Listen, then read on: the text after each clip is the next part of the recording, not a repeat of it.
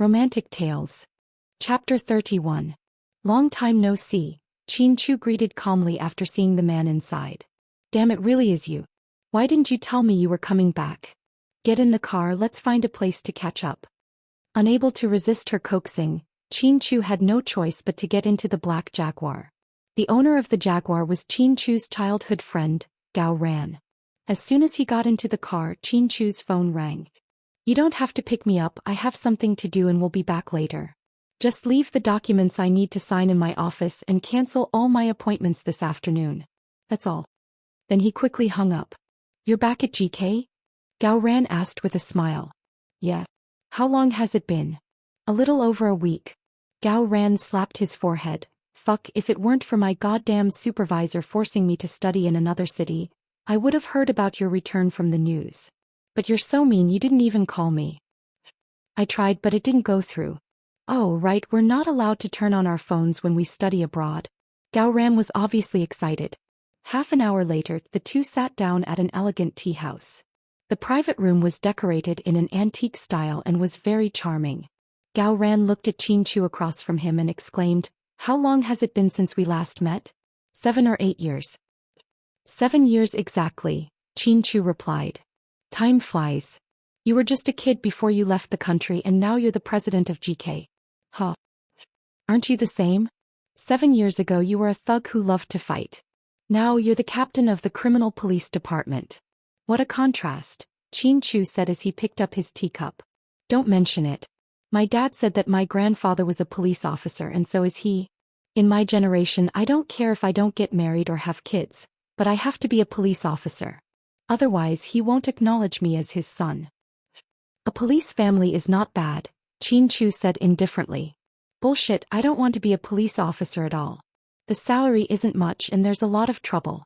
If I can't complete the task I'll be criticized. Do you think it's easy for me to become the captain of the criminal police? 2 years ago during an anti-terrorist operation, I was shot twice in the abdomen and almost died. Gao Ran lifted his shirt to show Chin Chu. Alright, one is bound to have good fortune after surviving a great disaster. Get lost.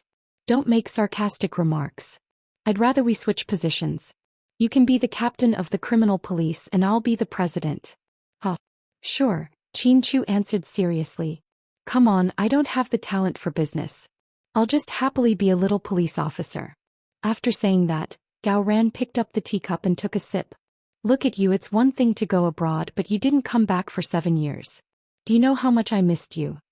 I called your grandfather to ask for your address, but he didn't want to, Gao Ran complained. Yeah, that was a promise I made with my dad. When I left, I promised him that I wouldn't come back last year, and that I wouldn't contact anyone in the country. Damn, what kind of bullshit promise is that? Do you have nothing better to do? No, I only did it for one person, Chin Chu said word by word. Gao Ran suddenly remembered what happened 7 years ago, and then asked tentatively, It has something to do with Huamin, right? Chin Chu didn't say anything, but the answer was obvious. I knew it. Chin Chu, why are you still thinking about a woman like her? 7 years ago she treated you so badly. You should forget about her and find yourself a foreign chick. Who do you think you are? You're the prince of GK. You can get whatever you want. Why do you have to do this for a woman? You can't blame her for what happened 7 years ago. I didn't protect her well. Then what do you mean now? You didn't come back for her, did you? Gao Ran looked at him with disdain. Chin Chu didn't answer directly. Instead he looked at his watch and said, I have something to do in a bit, we'll catch up another day. Okay, remember to keep in touch.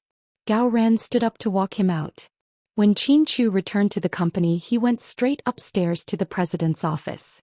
To his surprise, a woman was sitting on the sofa. When she saw Chin Chu, she immediately stood up and smiled elegantly. President Chin, you're back. Chin Chu frowned slightly. Chapter 32. Jiang Linyue carefully introduced herself when she saw the president's displeased look. President Chin, I'm the director of GK's luxury design department. My name is Jiang Linyue. Why are you here? Chin Chu's voice was cold. Oh, I'm here to show you a sample of this season's new luxury accessories. Our department is releasing a few new designs. Before Jiang Linyue could finish, Chin Chu mercilessly interrupted her. Put down the documents, you can leave now. President Qin, I think it's better to talk to you about the details in person. Jiang Linyue was a bit surprised. She didn't think there was anything wrong with her attitude. She wasn't infatuated like other women, nor was she pretentious. She shouldn't have left a bad impression on the president. You don't need to discuss the details with me. You can talk to the vice president about it. After hearing Qin Chu's words, Jiang Linyue was instantly disappointed. She prepared the speech for so long, but before she could say it, the president stopped her. You can leave now. Qin Chu asked her to leave. Yes, President Qin. Jiang Linyue picked up the documents. Although she didn't want to, she had to leave. Before she left, she didn't forget to look back. Qin Chu took off his jacket and leaned over his desk. Just this scene alone was enough to make anyone's heart flutter. When she first came to work at GK, she only had one goal, and that was to know that the young master of GK would eventually become the head of the company. As long as she could see him at the company every day, she would feel happy. After Jiang Linyue left, Qin Chu pressed an internal call. President Qin, what's up? Assistant Yang walked in respectfully. Have someone clean up my office immediately. Also, don't let anyone in. Tell everyone who wants to talk to me to come to the small conference room. Yes, President Qin. Qin Chu didn't like the smell of perfume. This was a secret that only those close to him knew. It wasn't because he was allergic, but because he didn't like the smell of chemical compounds. Jiang Linyue had stayed in the office for so long that the scent of Chanel's True Self perfume lingered on her. Qin Chu did not like this smell. Compared to this, he would rather prefer the smell of hospital formalin. Or rather, she only liked that person's unique scent. GK Design Director's office. When Jiang Linyue came back, her face was dark. Director Jiang, have you seen our big boss? Isn't he handsome? Do you guys have too much time on your hands? Jiang Linyue asked in annoyance. Yes, Director Jiang. The assistant secretary closed the door and left dejectedly. Jiang Linyue sat on the chair in her office and sighed slightly. She had studied in France for 3 years and had won many design awards. Many famous foreign companies had sent her invitations. However, she insisted on coming back to China, came to Sea City and joined GK. No one knew that she only did it because she liked Qin Chu. She had been working at GK for almost 2 years, and the young president had just returned to China, so she couldn't wait any longer. Jiang Linyue was a beautiful and talented woman with good taste in clothes, but she was still rejected by the president's office. Could it be that the president is gay? Jiang Linyue muttered to herself.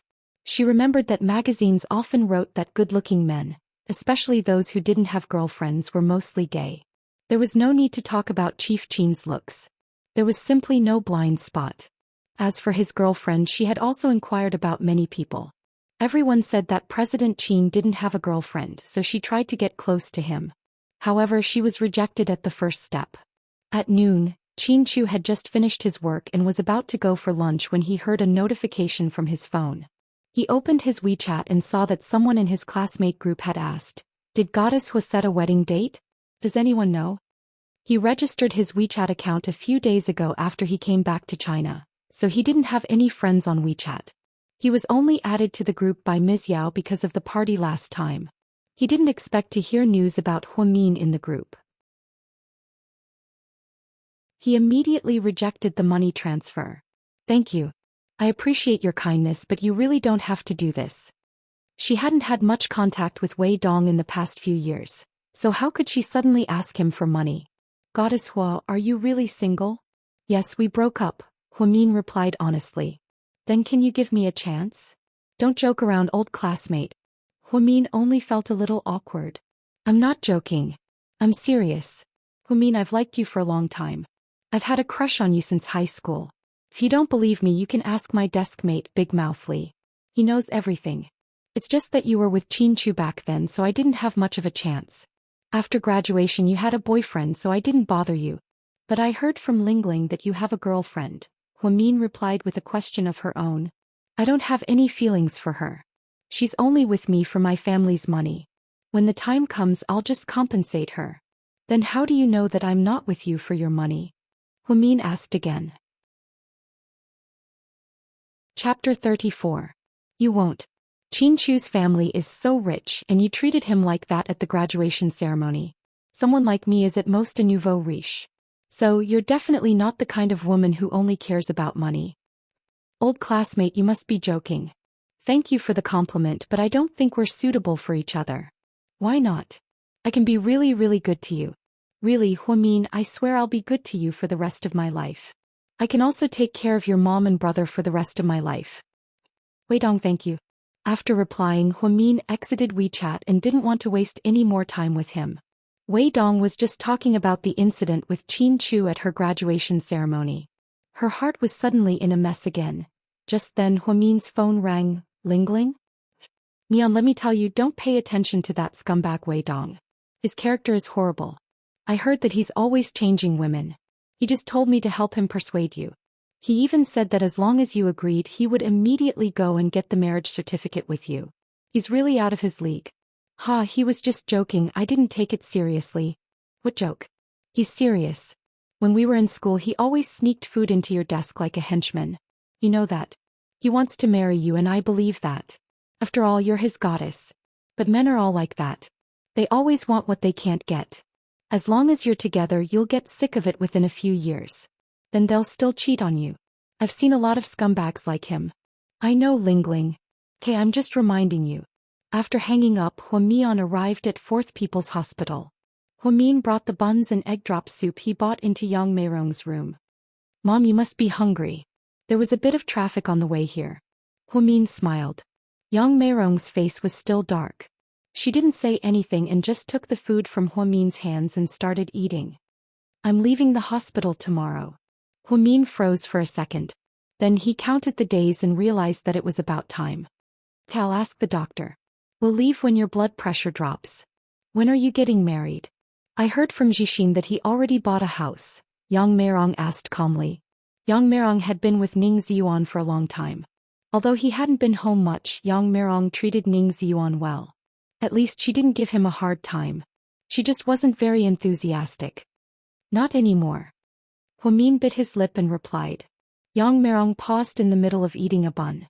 She looked up with a sharp gaze. What's going on? Xion has someone else he likes. Huamin said evasively, not because he didn't want to be the scapegoat, but because he thought his mother would be excited when she heard Qin Chu's name, so he tried to avoid it as much as possible. At this moment, Yang Meirong sneered and asked, does he have someone he likes? Or is it because the boy you like is back and your heart is alive again? Mom, I don't. Huamin's face was a little pale. He didn't expect his mother to be so direct. Huamin, let me tell you, although Ning Ziyuan is an ordinary person, you can only live a stable life if you marry him. I thought that you had really settled down for the past 7 years, but I didn't expect you to still have such delusions. If you continue to be with that Qin guy, I'm afraid you won't even know how you died. You have to know that his parents wanted you dead and your uncle Jing only wanted to save you. If they find out that you're still entangled with that boy, you'll be dead. Mom, I won't. Don't be angry. Huamin said as he tried to help his mother up. Go away, don't touch me. After speaking, Yang Meirong threw the food in her hand onto the floor, making a loud noise. What's wrong? This is. The young nurse rushed over in time. I don't want to see her. Get her out. Yang Meirong pointed at her daughter and yelled. You should leave for a while. The patient is a little emotional. The young nurse advised. Huamin didn't feel good. He was worried about his mother, but he didn't want to make her angry, so he could only leave. At this moment his phone rang again. It was the head nurse. Head nurse, what's wrong?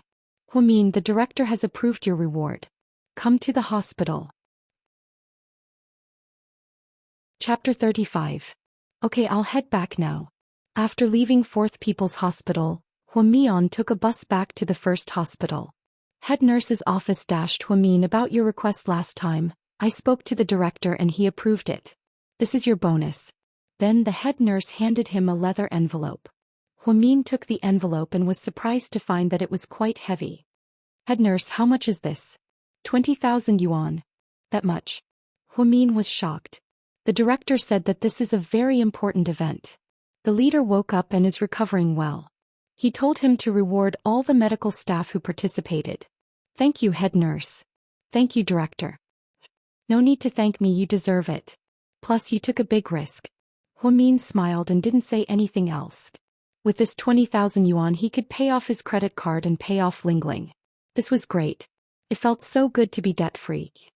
Huamin, do you mind if I ask you a personal question? A head nurse. Please ask. Actually, I've heard about you. You were a very outstanding student in high school. You even received invitations and full scholarships from many foreign medical schools. Your college entrance examination score was 697, right? With such a score, you could be admitted to the best medical school in the country, Beijing University. But why did you choose our local medical school? With your qualifications back then, you should have been an outstanding doctor, not an ordinary intern nurse. That was my personal choice. Maybe everyone's choice is different. Huamin smiled bitterly. I've observed you for a long time in the past 6 months. You're very serious and talented. You can understand medical principles at a glance. I think it's a waste for you to continue like this. Every year our hospital has a quota for students to study abroad. We have one in the OB/GYN department. This year registration starts in July and you can study in Canada for 8 months. If you're interested. Thank you, head nurse, but I really don't need it. You can give the quota to someone else. I'm just an ordinary nurse. After that, Huamin bowed deeply to the head nurse and turned to leave. The head nurse looked at Huamin's back as he left. He had mixed feelings. She didn't understand why such an outstanding child would kill her own medical dreams. On the other side, at GK headquarters, inside the president's office, a middle-aged man in a black suit was sitting on the sofa facing Qin Chu. He was the middle-aged man who had brought 8 special police officers to the Qin family's villa to pick them up in the wee hours of the morning. Dr. Qin, the operation this time was very successful. After the critical period passed last night, we have transferred the leader to a hospital in Beijing to recuperate. I would like to thank you on behalf of the leader. Then, according to the leader's instructions, I would like to communicate with you to see if there is anything we can help with. Are you going to give me a reward? Qin Chu asked. That's what I meant. If you need anything, just let us know. We'll do our best. Then what do you think I need right now? Qin Chu asked again. The middle-aged man froze and was speechless. As the president of GK, he really didn't need anything. After a while, the middle-aged man took out some documents and placed them on the table. He coughed lightly and said, with Dr. Qin's status, you really don't need anything. However, we know that you're 27 years old and still don't have a girlfriend. Therefore, we specifically brought out a list of the most beautiful and clean socialites in the 3 northern provinces. You can look through it carefully and tell me which one you like. I'll take care of it. So, your leader's reward for me is to introduce someone to me? Qin Chu glanced at the documents and said coldly. Chapter 36. Well, theoretically that's also the case. The middle-aged man appeared solemn and a little embarrassed. After all, it was a headache to talk to this young man who was both a doctor and a CEO. Then can you tell me which eye of yours found out that I don't have a girlfriend? Qin Chu crossed his arms and stared at the middle-aged man as he questioned him. The middle-aged man froze slightly and then immediately took out another document from his folder. After reading it, he looked up and replied, Doctor, we investigated your situation in the past few years and found that you didn't have excessive intimacy with women. Then why didn't you suspect that I was gay? Qin Chu continued to question him. Because according to our investigation, you didn't have excessive contact with any men either. The middle-aged man answered sincerely. Qin Chu was speechless. It seemed that these people were quite thorough in their investigation. They even investigated the men and women he was in contact with. They were just short of investigating his ancestors. Take this document away, I don't need any socialites, Qin Chu said proudly. He wasn't at the point where he had to go on blind dates, was he? Over the years, there were at least 80 women who liked him, if not 100. There were all kinds of women, but none of them were good enough for him. Why would you refuse? This is a small token of appreciation from our leader. Then I want to ask, does your leader have the right to kidnap a girl to marry me? Qin Chu asked in all seriousness. The middle-aged man's mouth twitched slightly. I don't think so. No matter how powerful his leader was, he couldn't kidnap someone to marry him. That was against the law. After all, their country was a place where human rights were valued. Then forget it, I have someone I like. If you can't kidnap her to marry me, then there's no point in saying anything more. Then can we help you in other ways? No, I don't need any help, please leave. Qin Chu asked him to leave. The middle-aged man sighed slightly and thought, if this young man didn't tell him what he wanted, how could he report back to his leader? Therefore he made a decision on his own. 3 days later, Sea City's officials suddenly released an announcement saying that an important official from the capital city had come to Sea City 3 days ago to inspect the city's economic situation. He conducted an in-depth interview with the leading company GK Corporation and expressed his satisfaction. As soon as this news came out, it was immediately reposted by all the major media outlets. At the end of the day, GK's stock market rose by 25%. When Qin Yuman saw this news at home, he was overjoyed. It seemed like it was a wise decision to hand GK over to his son. Although he didn't know what relationship his son had used to get in touch with the so-called big boss in Jingdu, the group had indeed benefited. Evening. By the time Qin Chu got home, it was already 8:30 p.m. Son, have you eaten? Lady Qin asked enthusiastically. I've eaten. Qin Chu finished speaking and was about to go upstairs. Chu, I've read the news today. You've really impressed me. I'm curious, how did you get in touch with that mysterious leader? Qin Yuman put down the newspaper in his hand and asked in a formal tone. I traded my life for it. After throwing down these 4 words, Qin Chu turned around and went upstairs. Indeed, he had traded his life for it. If there had been even the slightest mistake during the surgery that day, he would probably be eating cornbread in prison right now. Many people were jealous and envious of him on the surface, but no one knew how much he had sacrificed under the surface. What kind of attitude is that? Qin Yuman was annoyed. Yuman, your son has been too busy with work recently. You should understand. Anyways, the group is steadily growing. Isn't that what you want to see the most? Lady Qin spoke up for her son. The first hospital, when Huamin was working the night shift, she happened to run into Ning Ziyuan in the hallway. He seemed to have just gotten off work. He was wearing a blue short-sleeved shirt, beige casual pants and white sneakers. He looked clean and bright. Speaking of which, they hadn't seen each other for a few days. She actually almost forgot about him. Huamin, he called out to her. Huamin looked up. When she saw Ning Ziyuan, her gaze was still calm, as if she was looking at another colleague. Seeing Huamin's reaction, Ning Ziyuan was slightly disappointed. He thought that she would at least be happy to see him. Do you need something from me? Huamin asked quietly. Chapter 37. Oh, it's nothing. I just remembered that I forgot to bring some things. Bring them to me when you're free. Okay, I'll go back and look for them. Huamin nodded. You can just give them to He-Man after you bring them here, Ning Ziyuan added in order to piss off Huamin. However, Huamin wasn't surprised at all. He replied calmly, okay. Then Huamin brushed past him. Ning Ziyuan suddenly felt bad. It would be a lie to say that he didn't have feelings for Huamin. After all, he had pursued her for so long. They had been together for 3 years and he treated her very well. Now that they suddenly broke up, how could he not feel bad? He thought that Huamin wouldn't feel good either. After all, he was now with He-Man. However, when he saw Huamin, her eyes didn't seem to be filled with pain at all. Could it be that, after all these years, she had never truly loved him? Did she only love her ex-boyfriend? At that thought, Ning Ziyuan's eyes turned cold. After Huamin got off work, she went straight home to buy some tonics for her mother. After all, she had just been discharged from the hospital. Her mother had never been nice to her, so she left after putting down the things and didn't stay for dinner. Then she went back to her rented apartment and cleaned it thoroughly. She found a few things that belonged to Ning Ziyuan. She carefully put them away and put them in a storage box. She planned to bring them over tomorrow. In the end, she lay on her bed, exhausted. She used her phone to transfer money to her credit card. Luckily, it hadn't expired. Otherwise, the fees would be frighteningly high. Then she sent Zhu Lingling a WeChat message. Are you there? Yeah. Give me your card number. Pay me back. So soon? I'm not in a hurry, Zhu Lingling replied. You're not in a hurry, but I am. It doesn't feel good to owe someone money. Where did you get so much money? Ning Ziyuan paid you the down payment? Zhu Lingling asked. Yes. In order to avoid explaining too much, Huamin just vaguely said that the money was a reward for Qin Chu's assistant in the hospital. That's not bad at all. Oh, all right. Since you are so trustworthy, I will still lend it to you happily next time. Zhu Lingling sent a smiley face and sent it over. Huamin received the bank account number as well. Following the bank account number, Huamin transferred the money.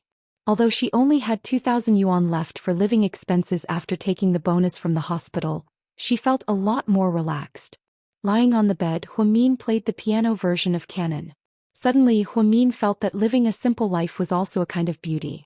City Center Criminal Police Unit, Captain Gao, we've raided a brothel tonight and caught a lot of people, a young policeman said. Gao Ran patted the young policeman on the shoulder. Well done. Brothers, thank you for your hard work. Captain Gao, one of the customers, was drunk. We asked him for his contact number to bail him out, but he refused to tell us. His phone also has a password. We can't unlock it and can't contact his family. What should we do? I'll go take a look. After speaking, Gao Ran walked towards the detention room. As soon as he entered, he saw a young man with red cheeks and a strong smell of alcohol. Gao Ran frowned. Where are his belongings? Give it to me. Here, Captain Gao. The young policeman handed over a branded phone. Gao Ran swiped it and found that it was a fingerprint password. Without saying anything, he immediately walked over, picked up the drunk man's hand and pressed it. The young policeman next to him couldn't help but give him a thumbs up. Our captain is really smart. After Gao Ran unlocked the phone, he saw the picture of a delicate woman on the screensaver and frowned slightly. This woman is Huamin. Gao Ran muttered to himself uncertainly. Chapter 38. Gao Ran recognized Huamin because she was the woman that his good friend Qin Chu once loved deeply. Secondly, Huamin's appearance hadn't changed much over the years. She had only lost her youthfulness from high school. 7 years ago, when Qin Chu and Huamin were together, they would occasionally have dinner together. At the time, Gao Ran also had a girlfriend who was the prettiest girl in class. Qin Chu brought Huamin and the four of them often went to eat Western food. Now that he thought about it, it seemed like it was many years ago. Gao Ran turned on the drunkard's phone.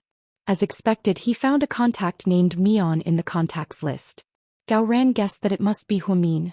Since he could use Huamin's picture as his screensaver, it meant that this man had a close relationship with Huamin. At this thought, Gao Ran suddenly had an idea. Then he said to the young officer beside him, "Did you check his ID? What's his name?" "Captain Gao, his name is Ning Ziyuan." "Okay." Then Gao Ran walked out of the detention room with his phone and dialed the number. At this time, Huamin was about to fall asleep from listening to music. It was already 11:30 p.m. When her phone rang, she woke up in a daze. When she saw that it was Ning Ziyuan's number, she hesitated for a moment before picking it up. "Oh, what's the matter?" Her voice sounded a little distant. "Oh, is this Miss Huamin?" Gao Ran said in a formal tone. "Yes, I am. May I know who you are?"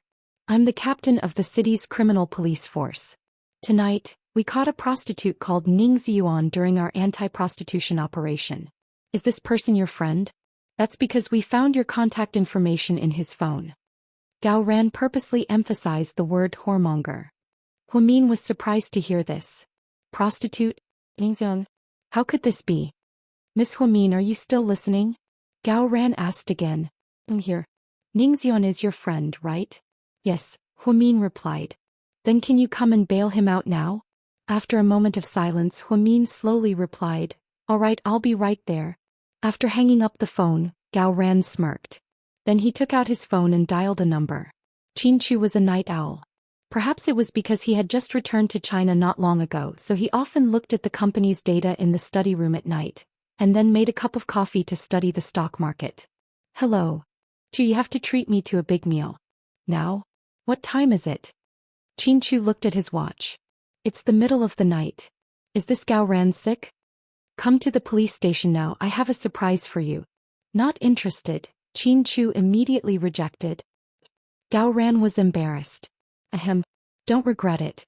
Anyway, I've already informed you. If you don't come, you won't be able to see the best part. Huamin will be here soon." "Who?" As expected, Qin Chu heard the two words Huamin and immediately perked up. "If you want to come, then hurry up. It'll be a pity if you miss it." After speaking, Gao Ran immediately hung up the phone. Qin Chu then got up, changed his clothes and drove his Audi R8 to the city center.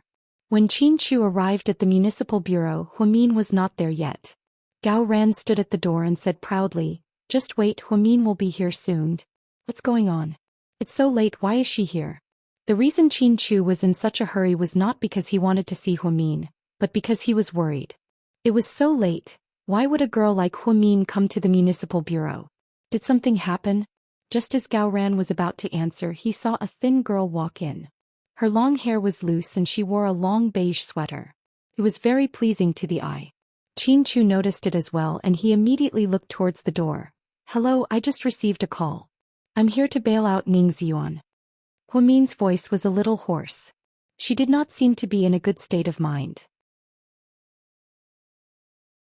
Chapter 39. Okay, come over here and fill out this form. The young officer led Hu Min to the side to fill out the form. Qin Chu remained silent and no one knew what he was thinking. How is it? Isn't it crazy? I didn't think that one of the customers I arrested would be Hu Min's current boyfriend.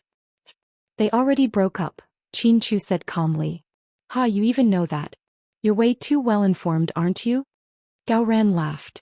Qin Chu didn't say anything else, but his gaze never left Hu Min's figure.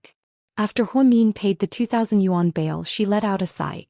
She finally had 2,000 yuan left in her working capital, but it was going to go down the drain again. Luckily, her salary was due in a few days, or else she wouldn't be able to make a living. After she paid the bail, Ning Ziyuan was still unconscious and had fallen asleep. There were still lipstick stains on his clothes. She could understand that Ning Ziyuan and He-Man were together because he was angry or unwilling to give up. However, she really didn't think that Ning Ziyuan would go to the brothel. After all, he usually looked like such a gentleman. You can take him away now. Go home and teach him a lesson. What's the point of fooling around with such a beautiful girlfriend? He really doesn't know how lucky he is, the young officer nagged. Hu Min nodded awkwardly, then struggled to drag Ning Ziyuan out. When he saw Hu Min carrying the drunk Ning Ziyuan out, Qin Chu immediately lost his cool. Let me do it. After he spoke, Qin Chu didn't wait for Hu Min to speak, and he dragged Ning Ziyuan over and carried him himself. Why are you here? Hu Min was extremely shocked when he saw Qin Chu. Don't tell me you're also a prostitute, caught? Hu Min's face gradually turned pale. Are you kidding me? Qin Chu's face darkened as he looked at Hu Min. At this time, Gao Ran immediately came over to smooth things over. I was the one who called Chu. The purpose was to let him see what kind of person his ex-girlfriend's current boyfriend is. When Hu Min saw Gao Ran and saw his police uniform, he immediately reacted. Then he laughed mockingly. Then you must be bored to death. Hey, what are you talking about? Gao Ran looked aggrieved. Before he could finish, Hu Min turned around and walked out angrily. Qin Chu dragged Ning Ziyuan out as well. These two are so weird. I wonder if what I did was a good thing? Gao Ran muttered to himself as he rubbed his chin. After they walked out, Hu Min turned around. Hey, leave him to me. What are you going to do? Take him back to your house. What else can I do? Where else can I take him? Hu Min asked back. No, I don't agree, Qin Chu said with a dark expression. Hu Min was confused. Qin Chu, what right do you have to disagree? I have nothing to do with you. Plus, I'm the one who bailed out Ning Ziyuan. He's my friend. That's enough, I'll make arrangements for him. After he spoke, Qin Chu didn't care anymore as he dragged Ning Ziyuan into his Audi R8. Hey, where are you taking him? Hu Min asked anxiously. To feed the sharks, to fill the sea. After he spoke, Qin Chu drove the Audi R8 away at lightning speed. Chapter 40. Hu Min was left standing alone at the entrance of the Municipal Public Security Bureau. Her mind was in a mess. She was supposed to be bailed out, but what was happening now? Hu Min was wondering if she should just take the bus to the first hospital since it was too expensive to take a taxi home. The Audi R8 magically returned in less than 5 minutes. Get in. So fast. Where's he? In the hotel up front, Qin Chu replied. Hu Min was speechless. Qin Chu's efficiency was really, hurry up and get in. Hu Min didn't dawdle. She opened the door and got into the front passenger seat. After a long silence, she slowly asked, Did you arrange what happened today? Qin Chu's hand that was holding the steering wheel paused slightly. He turned his head and looked at her. You suspect that I framed him? Hu Min was silent. Do you think I would do something so senseless? Qin Chu asked again. Hu Min was still silent, but it was true. With Qin Chu's personality, he definitely wouldn't do something that would cause him to lose fans. However, if it was Gao Ran, it would be hard to say. After all, 7 years ago, Hu Min already felt that he was a restless guy. You might not, but your good buddy might. Qin Chu pursed his lips. Do you think the captain of the Municipal Public Security Bureau would frame a normal citizen over something so trivial and arrest him for a whoremonger? He's the captain of the criminal police force now? Huamin was a little surprised. She didn't expect Gao Ran to be so powerful. When she thought about it this way, it didn't make sense. No captain of the criminal police force would do something like this. Moreover, there were so many police officers every time he was on duty. If he wronged someone for no reason, people would talk about it. Most importantly, when Huamin was filling out the form, she remembered something the young police officer reminded her of. He said, "Beauty, your boyfriend is a habitual offender. It's not his first time doing this. You have to educate him when you go back." When Huamin heard this, she was shocked. She never thought that Ning Ziyuan, who looked so gentle on the surface, was actually a repeat offender. Even if they were just putting on a show, there was no need for them to do this, right? Moreover, weren't all doctors obsessed with cleanliness? How could he bear to sleep with a delinquent girl? The more Huamin thought about it, the more depressed he became. He simply stopped talking and turned his head to look at the night view outside. She had never thought that one day she would be able to sit in Qinchu's car and drive through the night with him alone, just like 7 years ago. In fact, it took less than 20 minutes for the Audi R8 to reach her house. But she felt like it had been a few hours. In fact, she did not dare to face Qinchu. Although she hated him, she knew that there was a feeling called hatred born from love. Only when there was love would there be hatred. Otherwise, when they met again, they would be strangers. Why would her heart beat so fast? "Mion," he suddenly called her name softly. Huamin turned her head, her eyes a little dazed. Perhaps it was the night view that completely messed up her heart. "How have you been these 7 years?" Qinchu had always wanted to ask. How had she been without him by her side for the past 7 years? Chapter 41. Did she have a good life these past 7 years? Yeah, she wanted to ask herself if she had a good life. She hid her talents and lived like an ordinary person. Maybe that was considered good, right? Not bad, Huamin slowly replied after a moment of silence. They arrived at Huamin's apartment. As soon as the car stopped, Huamin immediately opened the door and got out of the car as if she was avoiding a ghost. "Thank you for driving me home. Goodbye." Huamin hurriedly said goodbye and hurried upstairs. She was really afraid that Qinchu would say more to her. She was really afraid that the memories that had been dormant for 7 years would awaken again. Looking at Huamin's back, Qinchu's eyes had a hint of warmth. Even though she still rejected him, seeing her like this and seeing her home was already a very happy thing. Seeing the lights turn on upstairs, Qinchu took out a pack of cigarettes and leaned against the car to light one up. He had survived 7 years without her, so the difficulties he was facing now were nothing to him. She was his. This was something that he had already decided in his life, regardless of whether she agreed or not. After Huamin went upstairs, she took a shower and was about to go to bed when she unexpectedly walked over to the window and quietly pulled down the corner of the curtains. Sure enough, the car was still parked there. Qinchu leaned against the car and didn't move. Seeing that there seemed to be someone standing by the curtains, Qinchu raised his head in surprise and looked over. Huamin immediately pulled the curtains shut, and then her heart began to pound wildly. She was as nervous as if her unspeakable secret had been discovered.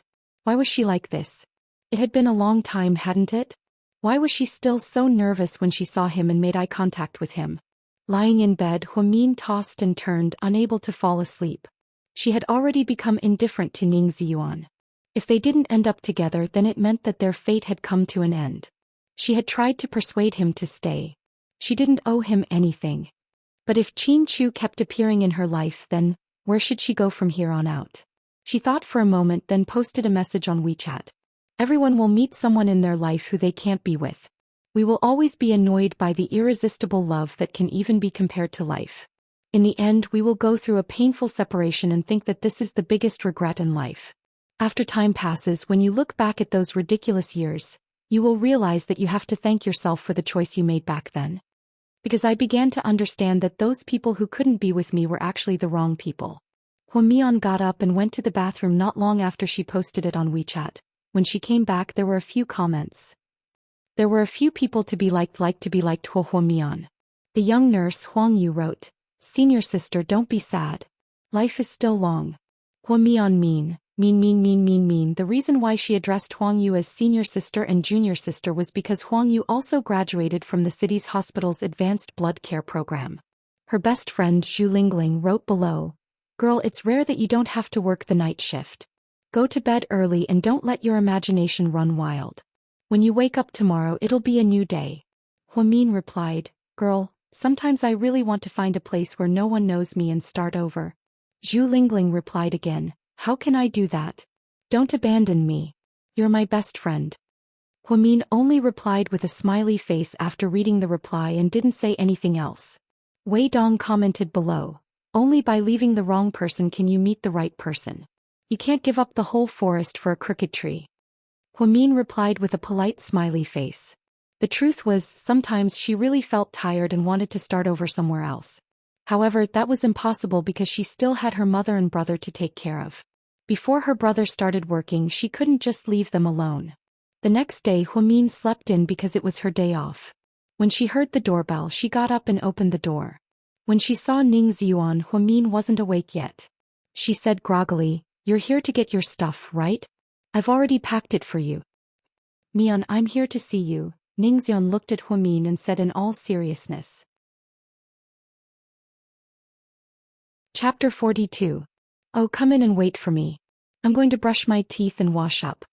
Huamin opened the door and let Ning Ziyuan in. After he walked in, he slowly looked around the small house with mixed feelings. He remembered how excited he was when he moved in with Huamin. Although they slept in separate rooms, they were able to see each other day and night. It was a blessing.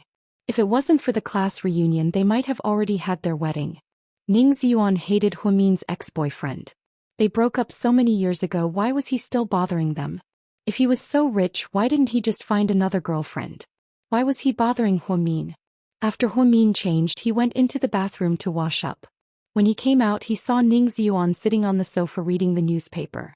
"Why are you looking for me?" Huamin walked out while drying his hair. "Yesterday, thank you for bailing me out," Ning Ziyuan suddenly said awkwardly. Huamin immediately understood what he was talking about. He only replied faintly, "It's nothing. Mian, I'm not usually like that. I was just in a bad mood yesterday. I thought of our past, so I went to drink. After I got drunk, a woman took me away from the bar. I really don't remember what happened after that. You have to believe me. You don't have to explain this to me. Your current girlfriend is He-Man," Huamin reminded. "Mian, you know that I still have feelings for you. After all these years, Zun, what are you trying to say?" Huamin went straight to the point. "Mian, I was wrong this time. I had to trouble you to pick me up and take me to the hotel last night. I really feel sorry for you. He-Man and I were just fooling around. It wasn't real. I still love you in my heart. Let's call it even, okay? I won't pursue the matter between you and your ex-boyfriend anymore. I made a mistake this time, and with He-Man's matter we're even. Can we still be the same as before? Zing, do you think life is a game? Can I start over if I break it?" Huamian put down the towel and stared into Ning Ziyuan's eyes as she asked seriously. "I don't think so. I just think that it's not easy for the two of us to be together. Since we have feelings for each other, why torture each other? Ziyun, do you know who I hate the most?" "What?"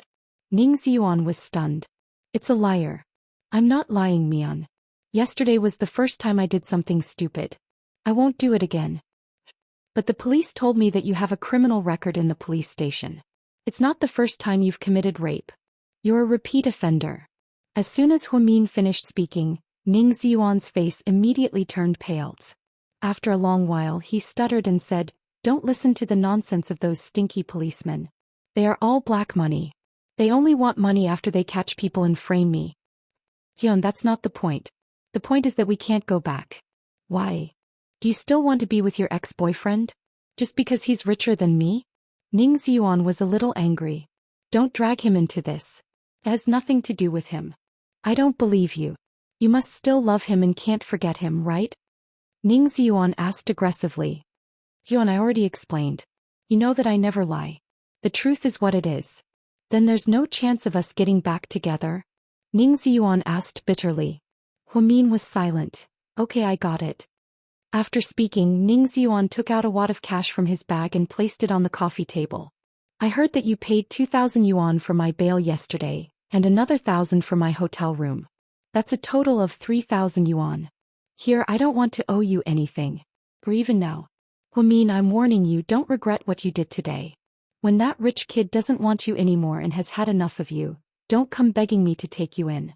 I gave you a chance but you didn't cherish it. Huamin was speechless upon hearing this. After Ning Ziyuan finished speaking, he turned around and opened the door to leave. Hey, you still haven't taken your stuff? I don't want it, throw it away, Ning Ziyuan said angrily as he slammed the door and left. This time everything between them was completely over, right? Huamin thought. Just then his phone rang. Huamin turned around to pick it up. In the face of his brother's concern, Huamin only smiled faintly. No, I've been on a diet recently. The siblings then entered the cemetery together and placed the flowers in front of Uncle Jing's tombstone. There was also a basket of fruits and flowers that their mother had sent over in the morning. Jishin, all these years have you ever blamed and resented me like Mom did? Huamin took off his sunglasses, his expression sorrowful. Jing Jishin looked at his sister beside him and had a big reaction. Sis, what are you talking about? How could I? I can't blame you for what happened back then. The Qin family are all bad people. If Dad didn't die, you would have died. You guys are the closest to me. But if I didn't ignore the warning and date Qin Chu, that tragedy wouldn't have happened. Huamin bit her lip, her heart filled with guilt. After hearing what Jing Jishin said, Huamin was extremely surprised. She couldn't believe that her 19-year-old brother would say something like that. Chapter 44. Jing Jishin said, Sis, there's nothing wrong with love. You're not the one at fault. The Qin family is too despicable. Back then they used despicable means to break you guys up. You must have felt terrible too, right? You're also deeply in love with Qin Chu, aren't you? Jishin. Huamin suddenly didn't know what to say. Sis, don't think that I'm a child who doesn't know anything. Also, I know that you and Brother Ziyuan broke up. When I called him that day, I could tell that something was wrong with the two of you. Although he didn't say it explicitly, I knew that something was wrong. Also, before Mom was hospitalized that day, Brother Ziyuan came to our house. When I linked these two things together, I thought that you might not like Brother Ziyuan at all. You still love Brother Ziyuan and can't let go of him, so I won't blame or resent you. Dad is dead and can't be brought back to life. I only hope that you won't leave yourself with any regrets in the future. Love is something that can't be forced. I read in a magazine that love is like drinking water. Brother Ziyuan might be a good person, but he's not the one you love, so I don't want you to find a man you don't love for the rest of your life. If you still like Brother Qin Chu, then be with him. Even if Mom doesn't approve and hates you and scolds you, I won't do that. You'll understand. Every debt has its debtor. You can't blame Brother Qin Chu for what the Qin family did. I still stand by what I said. As long as you're happy, it's fine. When Jing Jishin finished speaking, Huamin's face was already covered in tears. She wasn't someone who cried easily. She didn't shed a single tear when she broke up with Ning Ziyuan. However, her brother's words today deeply shocked her. Her brother was only 19 years old. It was rare for him to stand in her shoes and think for her. There was a popular saying that went, a lot of people only care about how high you fly. Only those who truly care about you care about whether you're tired or not. Her brother was this kind of little warm guy. He always encouraged Huamin when she was feeling down. All these years, other than helping her brother financially, Huamin felt that she was not a qualified sister. At the very least, she had never cared about her younger brother like this, paying attention to her younger brother's true thoughts. Sis, don't cry. You're already so old. Hurry up and wipe your tears. It's so ugly. Jing Jishin handed her a pack of tissues. Huamin wiped away his tears and sobbed. Jishin, I didn't know you knew everything. Thank you for understanding me. What nonsense are you talking about? We're siblings. You and Mom are the people I love the most in the world. Jing Jishin smiled, revealing his 2 canine teeth. Huamin's eyes glistened with tears. She thought to herself, Uncle Jing, please bless me and Jishin. Please bless us so that we'll be safe and sound in the future. We can't afford to lose anything. When they walked out of the cemetery, it was already 1 in the afternoon. Are you going back to the library to study? There's still time. Sis, I'm so hungry. Let's eat something together. Huamin nodded. Then the two of them took the bus back to the city. They found a small restaurant near Jing Jishin's university and ordered 2 dishes and a bowl of soup. Although it was simple, they ate with relish. Jing Jishin was only in his 2nd semester of university. His university wasn't the best, but it wasn't bad either. He majored in civil engineering and was said to be an engineer in the future. Sis, when I graduate and find a job, I can support the family with you. Then you and Mom won't have to work so hard anymore. Okay. Huamin smiled and nodded. After dinner, Huamin bought some fruits for her brother and walked him all the way to the school gate.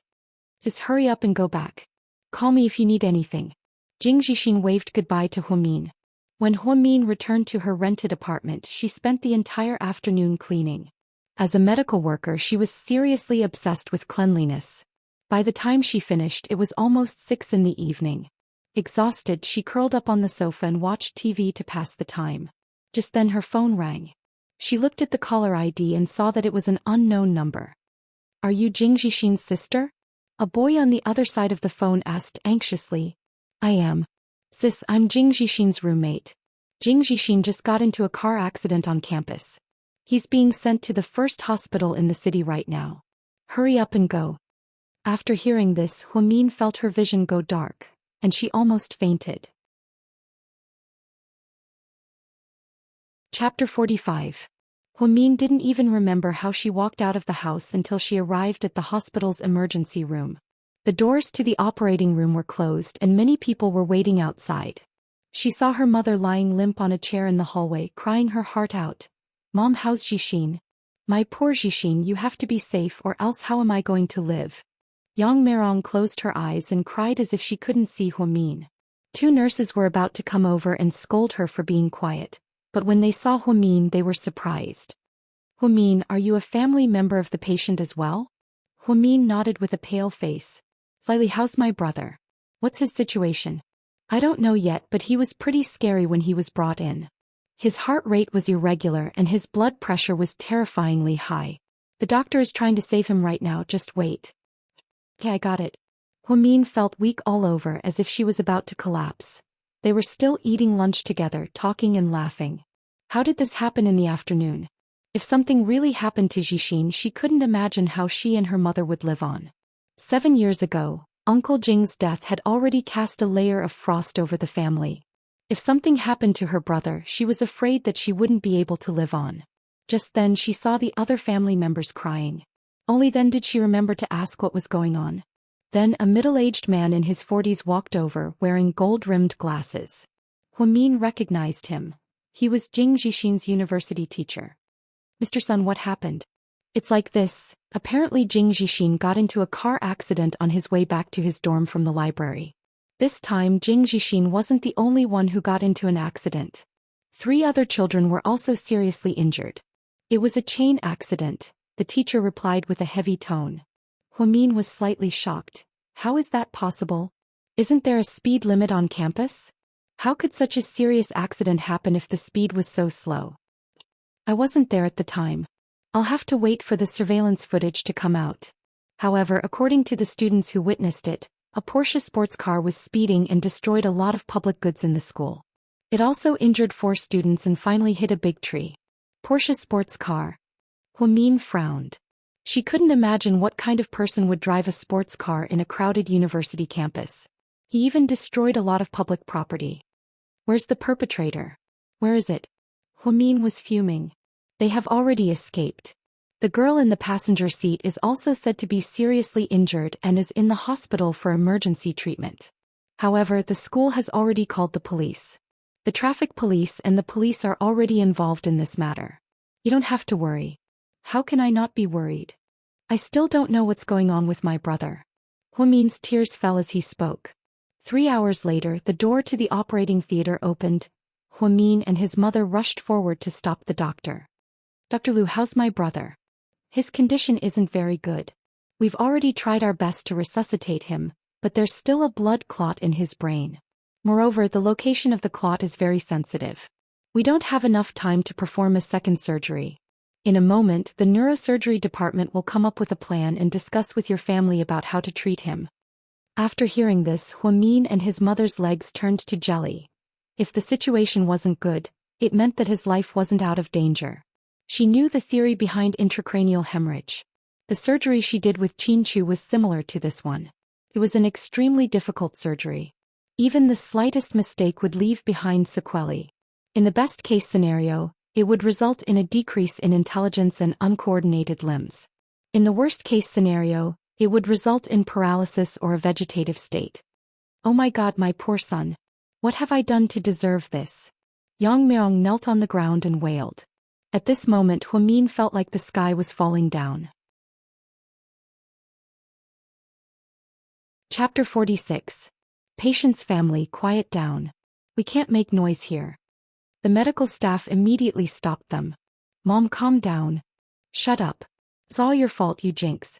You killed Jixin's father and now you're here to kill Jixin. I really regret having a jinx like you as my daughter. It's all my fault. Yang Meong cried as she hit Huamin. Huamin was also very sad, but he couldn't say anything. Just then Yang Meong suddenly grabbed Huamin's collar and yelled, "Did the Qin family do it? Did you seduce their son again? Is that why they're trying to hurt us again? Tell me. Mom, calm down. This was an accident. The teacher said it was a chain accident, not a premeditated accident," Huamin explained. I don't believe it. It must be you, it must be that family. It must be them, I'm going to kill them. After speaking, Yang Meong was about to run out. Mom. Huamin held onto his mother's hand with a sobbing tone. Finally, his mother's body fell forward and she fell flat on the ground. Mom, wake up. Huamin felt like his brain was about to explode. His brother was still in critical condition and his mother had fainted. Huamin suffered 2 blows in one day and was on the verge of collapse. After helping his mother settle down, Huamin pulled himself together and walked towards the top floor of the hospital. Outside the director's office, I want to see the director, Huamin said to the male assistant at the door. Do you have an appointment? Oh. The assistant had met Huamin before, so he was familiar with him. He nodded and said, wait a moment, I'll go inform him. Soon the assistant walked out and said, you can go in now. Thank you. When Huamin walked in, he saw the director sitting in his chair, writing something down. President Wu. Oh, you're here. Have a seat. The director was no stranger to this intern nurse. Huamin nodded. His eyes were red as he sat down on the chair opposite the dean. You must be looking for me. Speak.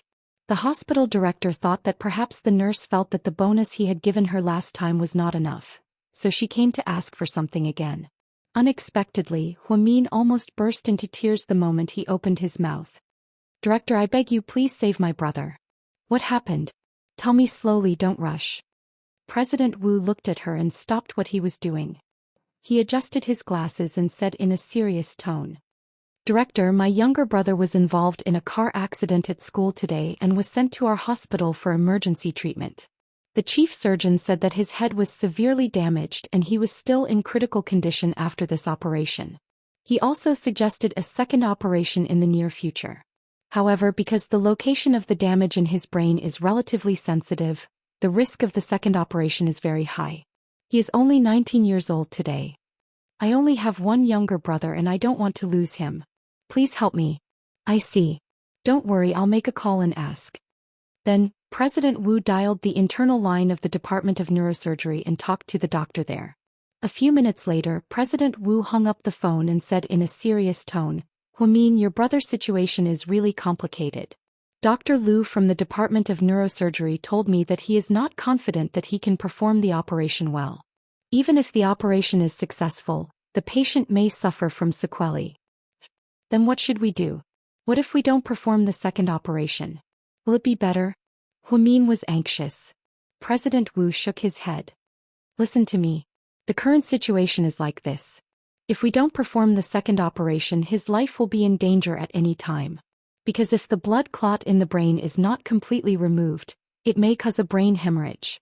This is very important. Then what should we do? Huamin was a little dumbfounded. For the first time she was at a loss. How about this, you go home and think about it and discuss it with your family. However, I have to remind you that even if you perform the second operation, the cost will be quite expensive. It will cost at least 300,000 yuan, and it's best if you do it within a week. Otherwise, the longer you delay it, the higher the risk. As for the hospital fees, don't worry. I've already made arrangements and you don't have to pay for it yet. We'll settle it together in the future. Thank you, Director.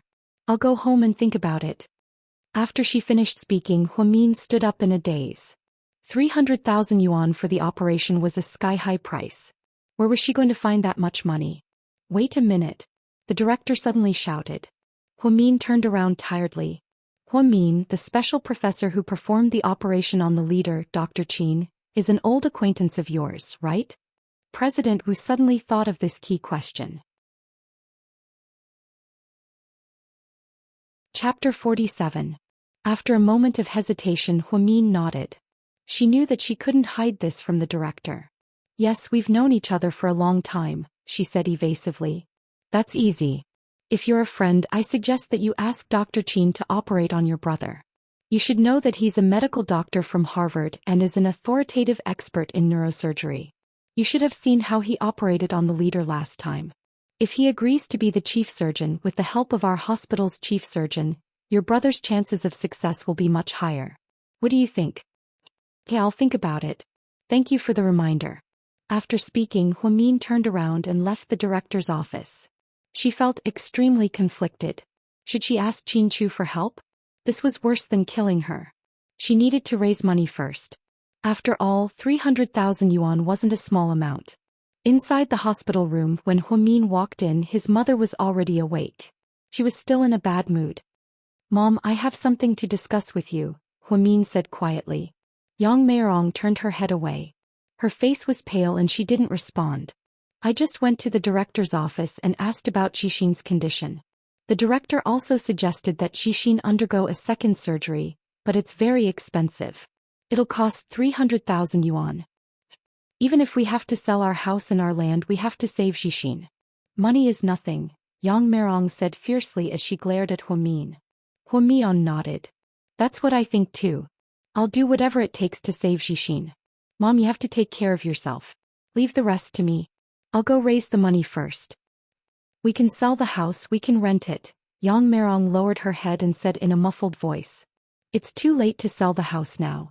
The second surgery will happen in a few days. I'll think of something. You rest well. After speaking, Huamin turned around and walked out of the hospital room. She took a deep breath and tried to calm herself down. Then she took out her phone and opened her contacts. She looked through each and every one of them to see if there was anyone who could help her at this critical moment. At this moment she thought of someone, Ning Ziyuan. It wasn't because they had to borrow money from Ning Ziyuan. It was just that when they bought the house, Huamin had also taken 60,000 yuan for the surgery.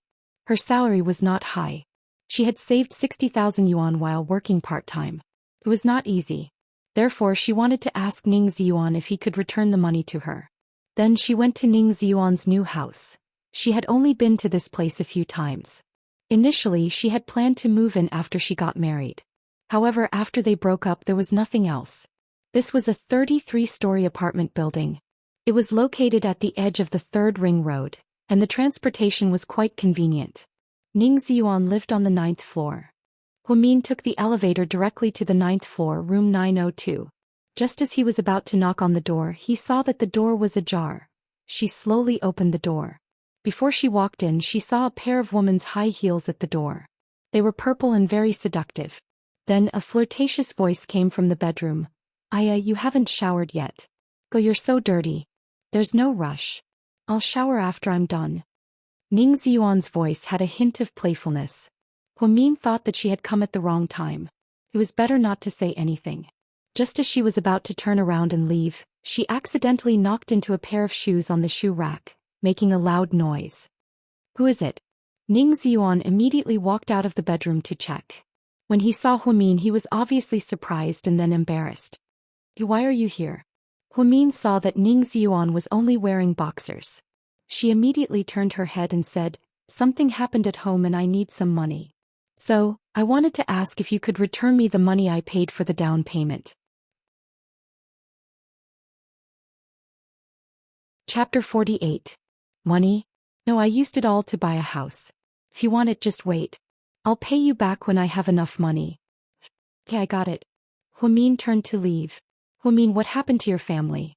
Xixin got into a car accident. Huamin's voice was a bit hoarse. It's useless for you to come to me after something this big happened. You should go to your rich ex-boyfriend, Ning Ziyuan suddenly said. Huamin didn't say anything. Disappointment was written all over his face as he turned to leave. After saying that, Ning Ziyuan regretted his words. Why did he have to be so sarcastic? Ziyuan, whose voice is that? Why aren't you coming in? A woman's sweet voice came from the bedroom. Ning Ziyuan still had money on his card. He used it to buy things for his wedding banquet. He still had 100,000 yuan left. If he took it out now, would Huamin be touched and want to get back together with him? However, if Huamin took the money and still didn't want to get back together with him, then he would lose more than he gained. After walking out of Ning Ziyuan's apartment, Huamin received a call from Zhu Lingling. Girl, I just got off the plane. I saw your message. What happened? Why did you borrow so much money? Zhu Lingling sounded anxious. Jixin got into a car accident. He's in the hospital. I need 300,000 yuan for the surgery. Huamin's voice was hoarse. What? Jixin got into a car accident? Don't worry. Where are you? I'll come to you right now. I'm at the Rainbow Mall in San Juan. Okay, see you in a bit. Half an hour later, Zhu Lingling arrived in a taxi. He and Huamin found a KFC and sat down. Lingling, I really don't know what to do. What did the police say? Where's the perpetrator? They're still investigating. Apparently 4 or 5 students were injured this time. My brother wasn't the only one, so it's very troublesome for the police to deal with it. It'll also take some time to get the compensation, but Jixin's surgery can't wait that long. The sooner the better. I understand. How about this? I have 80,000 yuan in my savings. You can take it first. Then I'll go back and borrow some from my parents, my cousin and my friends. I'll get about 130,000 yuan for you. If the rest is not enough, we'll think of other ways. Thank you, Lingling. Huamin grabbed Zhu Lingling's hand, his eyes red. Silly, we're best friends. Why are you thanking me? If I don't help you now, when will I? I'll make more money later. I just want Jixin to be safe. Huamin nodded. Mian, why don't we ask for help from the media? As long as the media announces it, everyone will donate some money and we'll have enough. Huamin hesitated for a moment before replying, I thought about that too, but if we alert the media and the whole city knows about it, Jixin will be under a lot of pressure when he goes back to school after he recovers. I don't want people to look at him with sympathy, do you understand? After all, he's a boy and has a lot of pride. I don't want to do that unless I have no other choice. You're right, I didn't think about it. It's okay, don't worry. We'll think of something. After parting ways with Zhu Lingling, Huamin went back to his rented apartment and washed his face. Just then a WeChat notification popped up. Goddess Hua, are you there? It was from her high school classmate Wei Dong. Yeah, what's up? I heard from Zhu Lingling that your brother got into a car accident and needs money for surgery. Is that right? Yes. I have some, I can lend it to you. Really? Thank you. Huamin was a little excited. Let's meet up and talk about it. Okay. Huamin was very enthusiastic about anything related to Jixin. At 6:30 p.m., Huamin met up with Wei Dong at a nearby Thai restaurant. He drove a black Mercedes-Benz GLK and wore an Armani suit. He had an Louis Vuitton handbag in his hand and a Longines diamond watch on his wrist. He looked like a tycoon. On the other hand, Huamin only wore a white t-shirt and jeans, looking very normal. Have you been waiting for a while? Wei Dong asked with a smile. Chapter 49. Huamin shook her head. Nope, I just got here a few minutes ago. Let's order first. What do you want to eat? Anything. I don't have much of an appetite. The waiter ordered a couple's set meal, followed by a fruit salad and dessert. Sir. After ordering the fruit meal, Wei Dong turned around and looked at Huamin. He seemed to be in a good mood. Huamin, how's your brother doing? Not too good. He's waiting for the second surgery. Don't worry, he'll get better. Thank you. The two of them exchanged some pleasantries before Wei Dong brought up the matter of money. I didn't bring the money today. It's not convenient for me to have too much cash with me. I can go to the company tomorrow and ask the finance department to transfer the money to you. You can just send your card number to my WeChat. Thank you, Wei Dong. I'll pay you back as soon as possible. Interest is fine too. What are you talking about? We're old classmates. What do you mean by interest? You're looking down on me. That's not what I meant. I'm just grateful that you can help me. You're welcome. Actually, there's something else I want to say.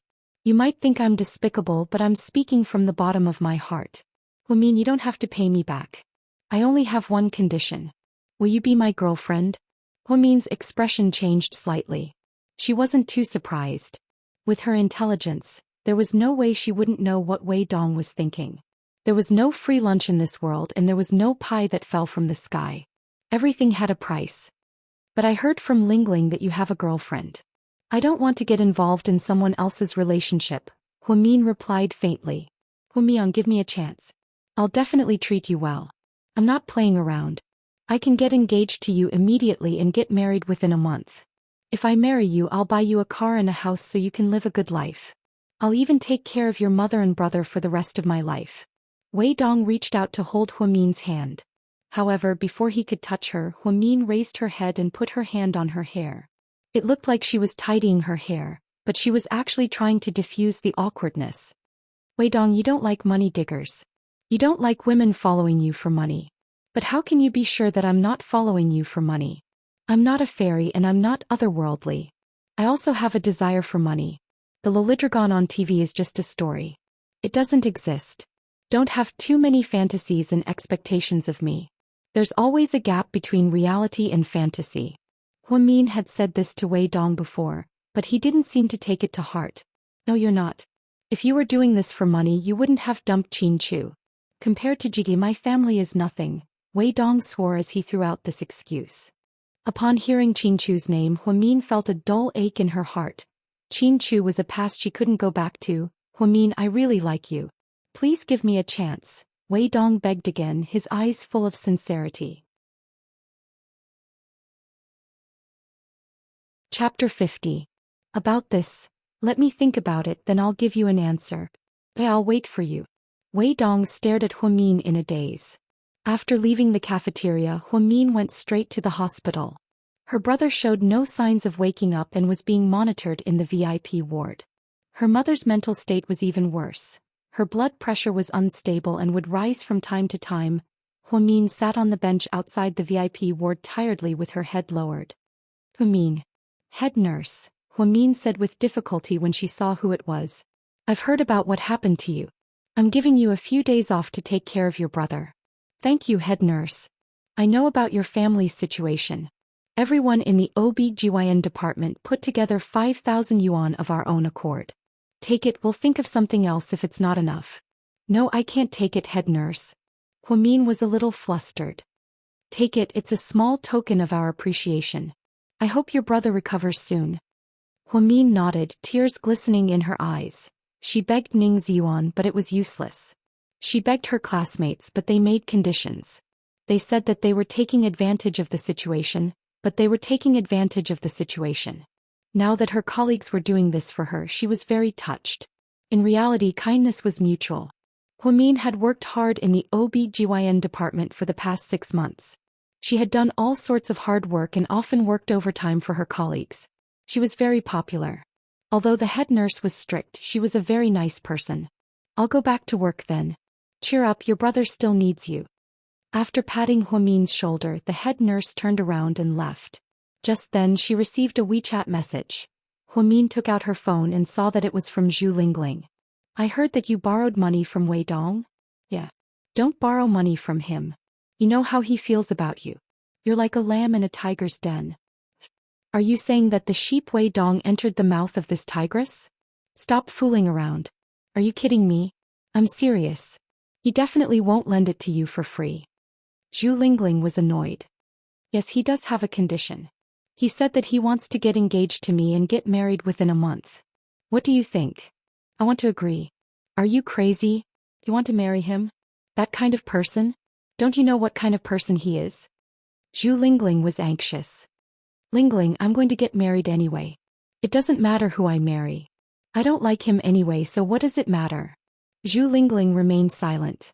After a while, Zhu Lingling replied carefully, Mian, have you thought about asking Qin Chu for help? Maybe he can help you.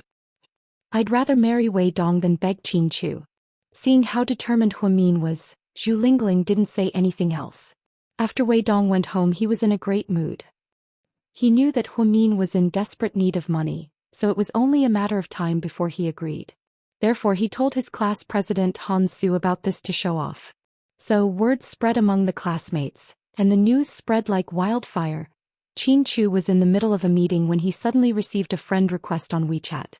It was from his high school classmate Lu Xing. Qin Chu originally planned to ignore her, but when Lu Xing added Qin Chu, she wrote something in the note column that caught Qin Chu's attention. Huamin is going to marry Wei Dong. Qin Chu's face immediately darkened when he saw this. He slammed his phone on the table, shocking all of GK's executives. Chapter 51. President Qin, are we still going on with the meeting? The vice president asked nervously. Without another word, Qin Chu picked up his phone from the table and left. Assistant Yang quietly waved his hand at the higher-ups, indicating that they could all go back to their own business. The president was in a bad mood, so there was no point in continuing the meeting. After Qin Chu returned to his office, he took off his jacket and tossed it onto the sofa. Assistant Yang was so scared that he didn't dare to make a sound, and the atmosphere in the office became extremely tense. Tell everyone that all subsidiaries of the GK Group are to cancel all collaborations with Deshang Steel Works. Also, tell all our partners that GK will never work with them again if they work with Deshang Steel Works. President Qin, you're talking about Deshang Steel Works, right? Let me confirm. Assistant Yang had been an assistant for a long time, but this was the first time he heard his boss give out such a harsh order. If he remembered correctly, Deshang Steel Works was only a small and medium-sized construction company in the city. Perhaps GK's subsidiary real estate companies had worked with them before? Speaking of which, how did the person in charge of Deshang Steel Works offend his boss? Did he steal a woman or dig up his ancestors' graves? What made his boss so angry? I think you're done as an assistant, Qin Chu said coldly. President Qin, I'll do it right now. Assistant Yang was so scared that he ran out like a puff of smoke, not daring to stay a minute longer. Qin Chu looked at the message Lu Xing sent him on his phone. His lips twitched and he said, "You're asking for it." Wei Dong was indeed someone who wouldn't die if he didn't seek death. He knew that Huamin was Qin Chu's beloved woman, but he still threw himself at her. If that wasn't asking for it, then what was? Of course, he thought that Qin Chu and Huamin were already in the past. After all, ever since he came back to China, he hadn't heard any rumors about him and Huamin. Other than Zhu Lingling, no one else knew much about Huamin and Qin Chu. Deshang Steel Works Corporation Wei Dong's father, Wei Chongfu, was very anxious. He made many phone calls and dragged many of his friends to help, but none of them could solve the problem. What an unexpected disaster. The company's big clients didn't dare to offend GK, so they cancelled their contracts with them. GK Real Estate, the only subsidiary they had ever worked with, also announced that they would no longer work with them. This was equivalent to cutting off his source of income. Without the support of these large companies, he could only earn a fraction of his monthly income. It wasn't even enough to pay the employees' salaries. What kind of bullshit company was this? Dad, what's wrong? Wei Dong was having dinner with his friends when he received his father's call and immediately returned to the company. Something big has happened. What is it? Why is it so serious? Wei Dong asked out of the blue. Then Wei Chongfu told him everything that had happened. In the end, he cursed, "God damn it, I don't know how we offended GK. How dare they blacklist a small company like us? These days it's the law of the jungle. We can't afford to offend GK. I called GK's headquarters to talk to the higher-ups, but they didn't even give me a chance. What should we do? Deshang worked so hard to achieve what it is today. Are we really going to let it all go down the drain?" When Wei Dong heard about GK, he suddenly thought of something. "Dad, let me try. I have a classmate at GK. Do you have a way?" Wei Chongfu felt a glimmer of hope. "I'll try talking to him first." After speaking, Wei Dong stormed out of the company with a furious expression. Then he sent a WeChat message to his classmate group. "Does anyone have Qin Chu's phone number? Send it to me." After a while, no one replied. Helpless, he couldn't wait any longer. He drove all the way to GK's headquarters. "I want to see Qin Chu. Do you have an appointment?" the receptionist asked politely. Chapter 52. No. I'm sorry, sir, but President Qin is very busy. You can't see him without an appointment. Stop pretending I was his high school classmate. No, sir, please don't make it difficult for me. If you were his high school classmate, you should have his contact information. I suggest you call our president directly. Wei Dong wanted to force his way in, but GK's security system was too strong. He couldn't even get to the first floor. Plus he could go straight to the top floor of the 56th floor. When Qin Chu drove his low-key Audi R8 home, Wei Dong flagged down his car at the entrance of the parking lot. If Qin Chu didn't brake in time, he would have gone up. Qin Chu stopped the car with an unpleasant expression on his face, and he slowly rolled down the window. Qin Chu, get out of the car, let's talk, Wei Dong said angrily. I don't think I have anything to talk to you about. Qin Chu was still as arrogant as ever. Of all his high school classmates other than Huamin, he wouldn't even look at anyone else. He definitely wouldn't give Wei Dong face. Why are you doing this to my company? What did I do to offend you? Why are you forcing us to do this? Wei Dong's face was filled with anger. Qin Chu raised his head, his eyes cold. I'm going to buy your company at a low price within a week, leaving you and your father with hundreds of millions in debt. When the time comes, you'll have no choice but to jump off a building. That's the only way out for you. After hearing this, Wei Dong's face turned pale. If someone else said this, he would have laughed out loud and called them bragging. If it was Qin Chu who said this, then he would have cried his heart out. Who was Qin Chu? He was the heir of GK, and his family business was one of the best in the country. He was one of the top 50 business giants in Asia. It would be a piece of cake for him to wipe out a small company like theirs. Qin Chu, why are you doing this? We were classmates, don't tell me. You still like Huamin and you're afraid that I'll steal him from you? Wei Dong wasn't stupid, and he suddenly realized the key point. You want to fight with me? You really think highly of yourself. Are you worthy? Qin Chu sneered. Wei Dong was speechless. He was indeed unworthy. I'll give you 1 hour to draw a clear line between you and Huamin. Otherwise you'll die a horrible death. After speaking, Qin Chu rolled up the car window and left the garage. Wei Dong stood rooted to the ground, dumbfounded. He really liked Huamin and really wanted to marry her. However, his dream had been ruined before even a day had passed. It seemed like he would never be able to marry a goddess in this lifetime. Huamin took off his clothes and was about to wash them when his phone rang. She picked it up and saw that it was a call from Wei Dong. She knew what she wanted to say. Therefore she picked up the phone, and before Wei Dong could speak she said, I've thought about it. I agree to your conditions. I'll get engaged to you. Please transfer the money to me quickly. My brother can't wait any longer. Huamin. I'm sorry, I'm really sorry. On the other end of the phone, Wei Dong's voice was choked with emotion. What's wrong? Did something happen? Huamin asked, sensing that something was wrong with Wei Dong's tone. I don't think I can lend you money. After hearing Wei Dong's words, Huamin's heart sank. Chapter 53. What's wrong? Are you afraid that I won't fulfill my promise after taking your money? I won't, I will do what I promise you, Huamin anxiously explained. No, it's not your problem, it's mine. I'm sorry, I don't have the face to see you anymore. Then, before Huamin could say anything, Wei Dong hurriedly hung up the phone. Huamin felt as if her world had collapsed again. The 300,000 yuan that she had worked so hard to gather was now gone in an instant.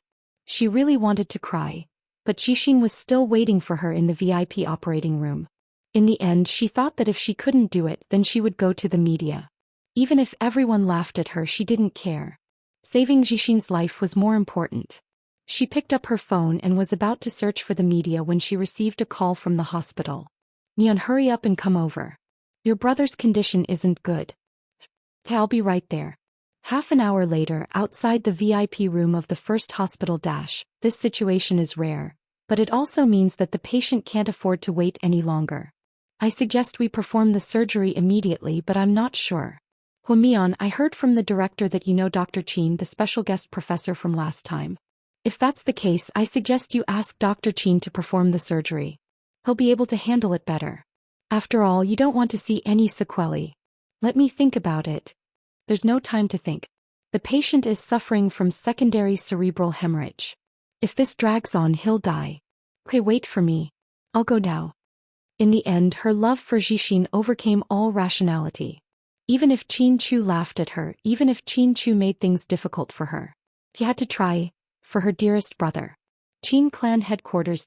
President Qin, there's a lady here to see you. She says her surname is Hua, the receptionist called. Let her in, Qin Chu thought. Other than Huamin, he didn't know another woman with the surname Hua. 5 minutes later, Huamin knocked on the door. Come in. Huamin opened the door and walked in. Qin Chu was standing in front of the floor-to-ceiling window. The moment he turned around, his eyes were filled with endless gentleness. It seemed that only Huamin could see such a look in his eyes. "You've come. I came to find you because it's urgent. Go ahead." After hesitating for a moment, Huamin looked at Qin Chu and said slowly, "My brother was in a car accident and is being treated in our hospital. However, because of intracranial hemorrhage, the surgery is very difficult and requires a second surgery. The doctors in the hospital are not confident. The director also talked to me and recommended you to be the doctor in charge this time. Also?" "Say it all at once." Qin Chu looked at her and said, "Also, the surgery costs 300,000 yuan. Even if you do the surgery, the equipment and drugs in the hospital will cost money. I don't have money. Can you lend me some more money?" Huamin bit her lip and said these two requests with great difficulty. She had thought that Qin Chu would mock her and even make her kneel down, but Huamian didn't expect him to do that. After all, 7 years ago she was the one who abandoned him. She even announced to the entire school that she and Qin Chu were purely classmates at the graduation ceremony. This broke Qin Chu's heart and forced him to leave the country. She thought that now was the time for him to take revenge on her. However, to her surprise, Qin Chu only said, "Sure, no problem." "Really?" Huamin was in disbelief. The truth was, Qin Chu already knew about Huamin's brother. Huamin probably didn't know that Qin Chu was watching her every move. After Lu Xing sent that WeChat message, Qin Chu even checked Huamin's call records with Wei Dong. That was why he gave the order to kill Desheng Steel Works. Therefore, when Huamin said this, Qin Chu didn't think it was sudden. He even thought it was an opportunity. "I can do the surgery for your brother myself and I can give you 300,000 yuan, but..." Qin Chu paused. Huamin was slightly disappointed. She knew that he wouldn't help her for free. "You have to marry me." "What?" Huamin was stunned. What kind of situation was this? How could he bring up the word marriage? "Marry me and I'll help you. Otherwise, no way." Qin Chu's tone was extremely firm. Chapter 54. You just want me. Why do you have to go through all the trouble of getting married? Just tell me how many times you want to sleep with me. Huamin sneered. She thought Qin Chu was just like Wei Dong, someone who took advantage of others when they were down. Deep down she looked down on him. "You're wrong, I do want to sleep with you, but I want to sleep with my wife openly, not in secret." Huamin remained silent after hearing this. "You can think about it before you answer me." "I don't need to think about it, I promise you that you can operate on my brother immediately," Huamin said without hesitation. "Okay, let's go now. I'll take Evergreen Street and we can register when we pass by the Civil Affairs Bureau." "Today?" Huamin was dumbfounded. "Yeah, what else did you think it was?" Qin Chu looked at her with a serious expression. Huamin was shocked. She didn't think that today was a good day to register their marriage. "Are you afraid that I won't keep my promise? Do you not trust me that much?" Huamin smiled bitterly. She thought that Qin Chu was afraid that she wouldn't keep her promise and wouldn't marry him after the surgery. However, she had no idea how long Qin Chu had been waiting for this stage. "No, I just think that today is a good day. Let's go, we still have to go to the hospital for the surgery." After speaking, Qin Chu picked up his jacket and walked out of the office. Huamin silently followed behind him. The female secretaries in the secretarial office were dumbfounded. "Who's that woman?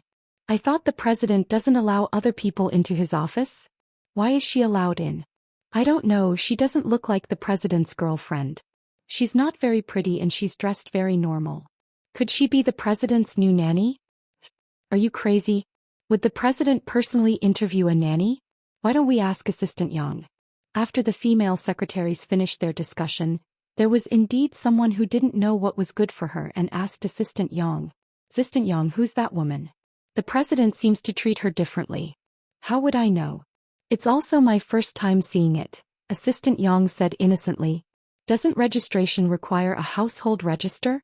"I didn't bring mine," Huamin said softly from the front passenger seat. "No need."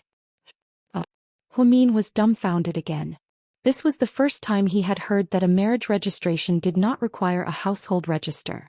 In fact, she had also witnessed Qin Chu's remarkable abilities.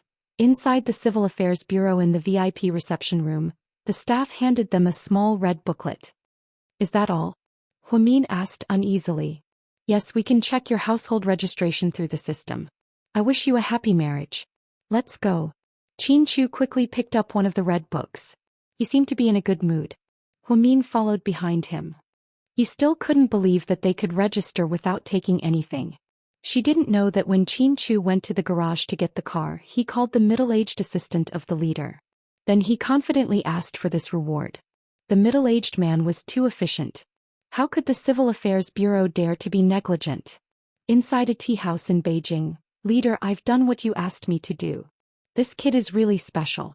He actually asked for this kind of reward. The old man had white hair and a kind frown on his face. That's why people who call themselves geniuses always come up with unexpected ideas, the middle-aged man said in all seriousness. Qin Chu, we should go to the hospital, Huamin urged. From now on, I'm your husband. After speaking, before Huamin could react, Qin Chu suddenly held her face and kissed her deeply. Then before Huamin could react, he stepped on the gas and the car sped away. Huamin was still in shock in the car. After Huamin heard this, he bit his lips slightly. After a while he replied, actually I'm not sure either. Upon hearing her answer, the dean was a little slightly disappointed. Don't worry, I'm sure the surgery will be a success. Thank you, Dean. Huamin nodded her head in thanks. The dean was about to turn and leave when he suddenly remembered something. He turned around and said, an hour ago, the hospital received a payment from GK's finance department for the surgery. It was a total of 500,000 yuan. 300,000 yuan was for your brother's surgery, and I think the remaining 200,000 yuan is for the follow-up treatment. Is that so? Huamin was a little surprised. Not only did Qin Chu transfer the money so quickly, but he also added 200,000 yuan for the follow-up treatment. Seemed like he was very thoughtful. Finally, the dean looked at Huamin meaningfully and said, Huamin, you're very lucky.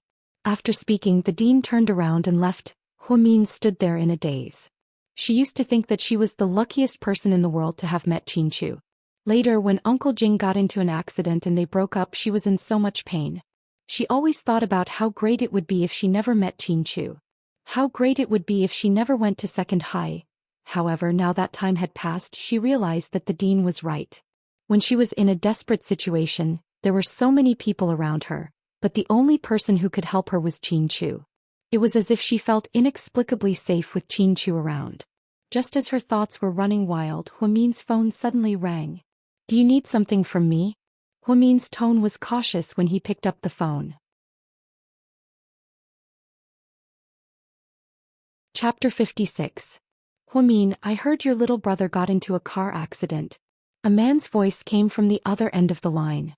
Although she didn't save his phone number, the last 2 digits of his phone number, 9999, left a deep impression on her. This person was indeed Hua Xiqian, the young master of the Hua family and the current vice president of the Hua Corporation. Yes, what's wrong? Are you here to laugh at me? If you are, you've already seen it. I'm hanging up. Then Huamin was about to hang up. Wait. What else do you want?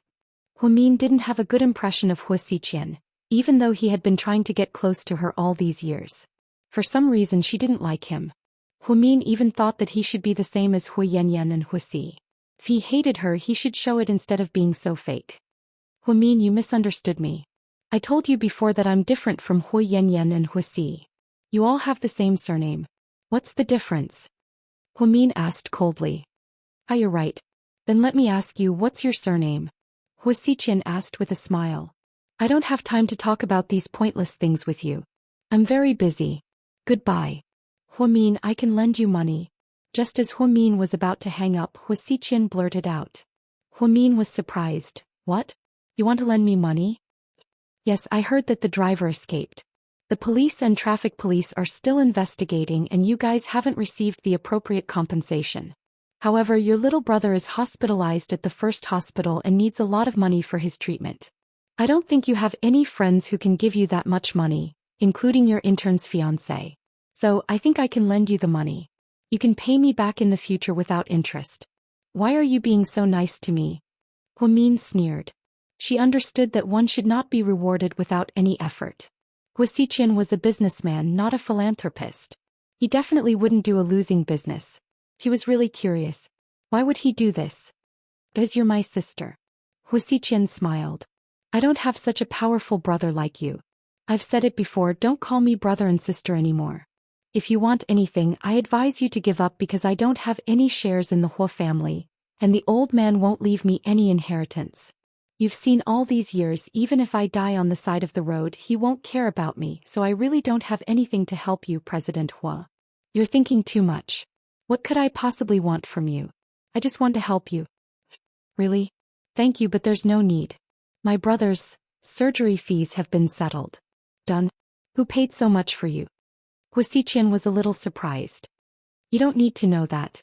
Plus, I don't think we're close enough to discuss private matters like this. Don't call me too often in the future, I don't have time. With that, Hu Min hung up the phone. She really thought that Hu Xiqian was a strange and weird person. Although he was the only one in the Hu family who treated her well, she just didn't like him for some reason. Years ago, after Uncle Jing's accident, she gave up on studying abroad and stayed in China to study at a third-rate university. Hu Xiqian had approached her many times and offered to send her to England, but she had rejected him every time. She really didn't want to have anything to do with the Hu family. She didn't want to go back to that heartless family for the rest of her life. As for her siblings, she only acknowledged Jing Zhixin as her brother. As for the others, she really didn't want to talk to them. Time slowly passed by. 5 hours later, the door to the OR opened. Hu Min immediately stood up. Chapter 57. She thought she saw Qin Chu, but to her surprise, it was Dr. Liu from the hospital's neurosurgery department. Dr. Liu, how's my brother? The surgery was a success, excellent. Upon hearing this, Hu Min finally let out a sigh of relief. The weight that had been weighing on his heart for the past few days was finally lifted. Your brother is very lucky. The blood clot in his brain is located in a very sensitive area, and there has never been a successful case like this in China. However, Dr. Qin's medical skills are incredible. With him as the lead surgeon, our chances of success are much higher. Dr. Liu was generous with his praise. Hu Min smiled slightly. Everyone was praising Qin Chu. It was obvious that he played a key role in this surgery. Where's my brother? He was pushed to the VIP room by the assistant. He'll wake up in 12 hours, don't worry. Hey, thank you, Dr. Liu. It's okay, we didn't do much, we just assisted. Dr. Qin is the one who really worked hard, but he seems to be a bit unwell and is in the waiting room. Then Dr. Liu and the other doctors and nurses left the operating room. Seeing that Qin Chu didn't come out, Hu Min opened the door and walked in. The surgery was over, and the waiting room next to it was for the lead surgeon to take a break. When Hu Min walked in, he saw Qin Chu sitting on the sofa, looking a bit haggard. She probably didn't know that Qin Chu had just returned from a business trip the night before the surgery. Then he had a meeting that very night. Because GK was involved in too many industries, it was very busy 365 days a year. Although Qin Chu's father, Qin Yumin, was the chairman of GK, his heart was weak and his blood pressure was high. Therefore, he had entered a state of quiet recuperation. Other than projects that involved billions of yuan, he didn't interfere with anything else and left it to Qin Chu to run. Although Qin Chu didn't like the position of GK's president, because of the promise from many years ago, he would do his best. He had a lot of work to do, he didn't sleep well last night and he had to rush to the surgery today. Naturally, he was exhausted. The most important thing was that he hadn't eaten anything for an entire day. His stomach was already starting to protest. Brain surgeries were torturous because they required high concentration. Otherwise, one wrong step could endanger the patient's life or cause permanent sequelae. What's more, his opponent was Hu Min's younger brother. Naturally, Qin Chu would do his best. Drink some warm water. You don't look well. Hu Min filled a disposable paper cup with warm water and handed it over. Qin Chu raised his head and glanced at Hu Min. He took the cup but did not say anything. Thank you so much for today. Hu Min expressed his heartfelt gratitude. Qin Chu held the cup of hot water in his hand and replied word by word, "There's no need to be so polite between husband and wife." Hu Min was speechless for a moment. If he hadn't reminded her, she would have forgotten that today was the day they registered their marriage. Qin Chu. Can you not tell anyone about our marriage? Why not? After all, our identities are so different. Are you trying to say that my status as GK's president is embarrassing you? Do you think it's embarrassing? Chin Chu put down the cup of water he hadn't had time to drink, and his tone gradually turned cold. No, I just don't want the media to report on us. I don't want my mom to see us. You should know how much she misunderstands you. Do we have to keep our marriage a secret for the rest of our lives because of this? Chin Chu was obviously unwilling to accept the fact that he couldn't tell his wife about his marriage. God knew he wanted nothing more than to announce to the world that he and Huamin were married. Chapter 58. Huamin shook his head. No, I just want to give my mom some time. After all, she's not in good health. I'm afraid that she won't be able to accept it right away. Chin Chu stared into Huamin's eyes for a while. Finally, he gave in to Huamin's sincere gaze. Then we'll do as you say. After speaking, Chin Chu stood up and walked out. Where are you going? Back to the company, Chin Chu said as he took off his white coat and walked out. Eat something before you leave. There's a staff cafeteria downstairs. After Huamin said this, he regretted it. How could someone like Chin Chu go to the staff cafeteria? It's okay. As expected, he refused. Just as he walked to the door, Chin Chu suddenly remembered something. He turned around, walked back a few steps, picked up the cup of warm water on the coffee table and drank it all in one gulp. Tastes good. After speaking, Chin Chu turned around and left again. Huamin was dumbfounded. It was just a cup of water, how could it taste that good? When Chin Chu returned to the company, Assistant Yang was about to go crazy. The president had lost contact with him for 5 hours. His phone was turned off and he couldn't find him no matter what happened. He even had to ask the chairman, but now the chairman made a big deal out of nothing and sent everyone to look for the president. He almost called the police. President Chin, you're finally back. Assistant Yang looked like he was about to cry. What's up? There's an important document that needs your signature, but I couldn't get through to your phone. In the end, I called the chairman and he came to take care of it, but, go on. But the chairman seems to be very worried about your safety. Many people in the company are looking for your car. They've searched the entire city. They thought that something happened to you. President Chin, where did you go? Do I have to report to you where I go? Chin Chu glanced at Assistant Yang faintly. No, that's not what I meant.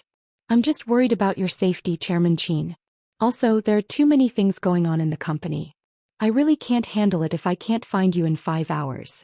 If GK's assistant position was so easy, why would I hire you for 30,000 a month? Chin Chu asked back. Assistant Yang was speechless. However, what the CEO said seemed to make sense. Shouldn't the assistant help the CEO deal with some messy matters? President Chin, these documents need your signature. Please take a look. Yes. Chin Chu nodded, but his expression didn't look good. President Chin, you don't look too well. Pour me a glass of water, Chin Chu ordered. Yes. Assistant Yang carefully placed a cup of warm water on the table. Chin Chu took a sip of water while looking at the pile of documents. Then he frowned slightly. What's wrong? President Chin, isn't it too cold? Why doesn't it taste good? Chin Chu looked up and asked in all seriousness. Chapter 59. Yeah, didn't they come looking for you? No. Oh, then they'll probably come soon. They've already come to us 3, so it'll be your turn soon. Aside from the girl who died, your brother was the most seriously injured out of the 3 of us, so they'll probably compensate you more than us. As she spoke, Huamin saw the envy in the middle-aged woman's eyes. I've already done my research on this malicious car accident. Apparently, the perpetrator was drunk and was even speeding on campus, which prohibits speeding. This is a terrible behavior, and it's not something that can be solved with compensation and an apology. It's already a criminal offense. After I gather the evidence in a few days, I'll sue them. I don't want any compensation, I just want a fair result. With that, Huamin turned around and left. This girl must be an idiot, the middle-aged woman muttered to herself behind Huamin. Was Huamin really an idiot? Of course not, she just didn't want to use her brother's health in exchange for some so-called compensation. What she wanted was to bring the malicious perpetrator to justice. To cause a drunken car accident on campus and cause a chain accident that resulted in 1 death and 3 injuries. Not only did he not take responsibility for his actions, he even ran away. This kind of person was truly immoral. Apparently, the girl who died was the girl who sat in the passenger seat beside him. Apparently, they were even dating. Now that his girlfriend had died in the hospital, Not only did that brat not show up, but his lawyer had been talking to the family members in private. Huamin already had an idea in her mind. Luckily Jixing was fine. Otherwise, if there were any sequelae, she would rather give up everything and fight it out with those people. As expected, just as Huamin was about to get off work, she received a call from the perpetrator's lawyer, asking for a private talk. After Huamin agreed, she went straight to the coffee shop they had agreed to meet at. It was near the hospital. The other party was a lawyer in his 40s. He wore glasses, had a square face, and was wearing a black suit with a black briefcase in hand. "You're Miss Huamin, right?" Huamin nodded. "Hello, I'm Luo Qing, the lawyer representing the client, Lu Yigong. I'm here today for a simple reason. The Lu family wants to settle this privately. They don't want to make a big deal out of it, nor do they want to go through legal procedures. I heard that Miss Hua's brother is seriously injured and is receiving treatment. I think it will cost a lot of money. I suggest that you give me a reasonable amount, and I'll ask the client to compensate you. Do you think they can satisfy me with just a random number?" Huamian sneered. "Of course not. As long as it's within reason, we can accept it," said Mr. Luo confidently. "What do you mean within reason? Mr. Song, please explain, I don't really understand." Huamin smiled. Mr. Luo immediately took out a thick stack of documents from his briefcase and said to Huamian, "Miss Hua, we have some understanding of your family's situation. Your family's situation isn't very good, so I'm sure you'll need this money. Of course, we won't give you too little. After all, in addition to the cost of the treatment, we'll also pay you some compensation for psychological damage. I heard that the surgery costs around 300,000 yuan, and the follow-up treatment costs 70,000 to 80,000 yuan. On top of that, we'll add another 300,000 yuan. My client wants to pay 700,000 yuan. What do you think, Miss Hua?" 700,000 yuan, I mean, that's a lot of money, Huamin slowly said.